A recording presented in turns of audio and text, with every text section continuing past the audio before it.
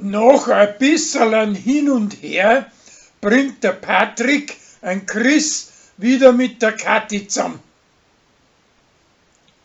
Die Rosi möchte mit Hubert eine liederliche Wallfahrt machen, aber der Pfarrer kommt dazu und macht eine ernsthafte draus.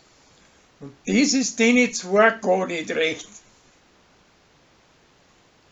Der preußische Kellner kümmert sich zu wenig um die Arbeit im Haus.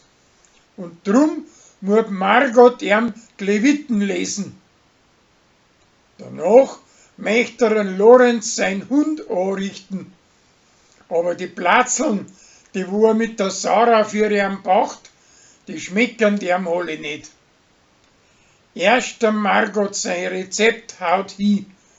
Und nachher zieht er einen Hund spaßige Fetzen an und hängt das Beutel davon als Netz rein.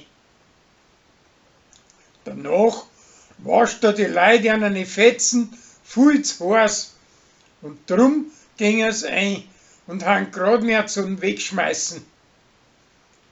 Drum bult ihre Sarah ein, sie war zuvörst von Essen anschmecken. Aber dabei ist schön das Gewand enger geworden. Wie es nachher auf die Waage steigt, meint's, sie hätt abgenommen und haut wieder rein so viel wie geht. Aber in Wirklichkeit ist die Waage von der Tina zurückgestellt worden. Die Preußen im Bayerkoferer Radio suchen bayerische Schimpfwörter und Uri gewinnt einen zweiten Platz mit dem gescherten Ausdruck du angesorgte Brunskache. Beim Karren von der Gemeinde macht Rosi im Kotflügel einen Fahrer rein.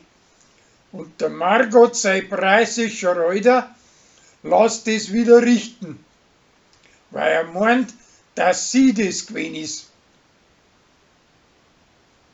Bei der Übung von die Feuerwehrleut macht der Michi einen schweren Fehler und wird mit seinen Leuten streitert, wer das der bessere Kommandant war, er oder sie.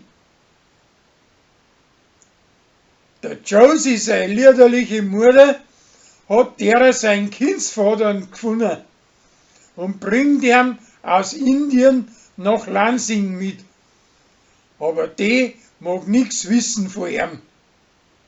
Erst wie er wieder heimfahren will, sieht sie ihm zufällig an der Omnibusstation.